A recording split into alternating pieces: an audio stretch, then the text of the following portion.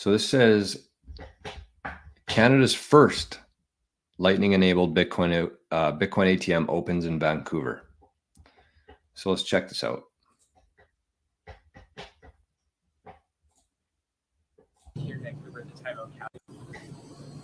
Hey, my name is Mike here in Vancouver at the Time Out Cafe. I have an exciting announcement to make. We have the first Lightning-enabled ATM available in Canada. We're really looking forward to launching this. We think it's going to make cash and Bitcoin transactions in person a lot faster, a lot easier, and a lot quicker. So I'm going to let Leo come into the frame and demonstrate how it's going to work.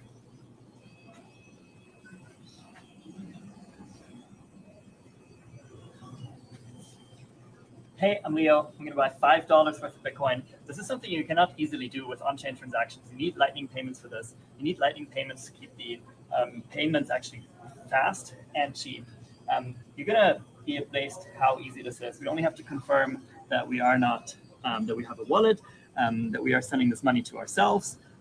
We get a very competitive rate, which is only made possible with if we don't have to make on-chain transactions. I can put my $5 note into this machine. I immediately see how many Bitcoin I will receive over the Lightning Network to buy Bitcoin. I get to see this QR code.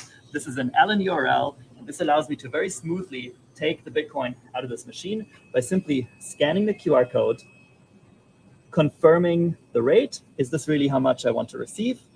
Sending the invoice, and then waiting for a few seconds to receive the payment. Super smooth.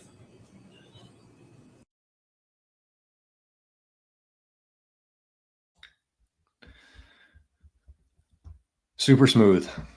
So think about that, because one of the things that we focus on as Bitcoiners is finding ways to buy non-KYC sats. And I'm not sure what the process was there in terms of him setting up an account to do it, or if he could just throw in some cash there.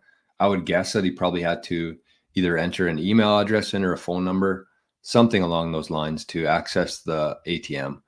But at the same time, if you think about that, if you understand kind of what's happening in Bitcoin here, if you had a Lightning transaction sent to your phone, and then you sent it to, let's say, a Fedimint, and you kind of washed it through there. So let's say you bought 20,000 sats. And kind of going back to how valuable sats are in reality, we live in a world where we see the price of Bitcoin in terms of fiat, which is a completely illusionary, made up fiction metric to be using, because we have no idea how many US dollars out there. And unless you have something that you can, a fixed peg that you can tie something to value it against, we're really just guessing here. And so, you know, a theme around the show is living in the future. And that's what we're focused on, is living in the future.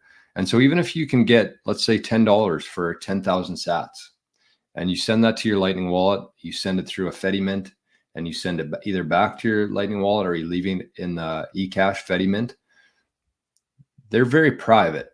And so if you just do this, instead of trying to spend $10,000 or $20,000 and get that much Bitcoin, just start with stuff like this and figure out a way to make a plan where you're doing stuff like this. These are going to become more and more popular throughout every country we're living in here. But you start trading your cash in for that, for sats, and you get 10,000, then you get 20,000 the next time. And all of a sudden you start building up this balance of literally no KYC Bitcoin that's been flushed through with basically zero fees on there. And then you eventually, when that balance builds up, you send it to your cold storage wallet. And all of a sudden you have this no KYC Bitcoin. So super accessible. I think that people will, you know, if they got $5 or $10 in their pocket, they might just try it out. It might create some new Bitcoiners, but I think that it'll also give Bitcoiners who are here already and understand this a really good, easy way to buy Bitcoin and turn it into non-KYC Bitcoin. So there you go. I thought that was very, very cool.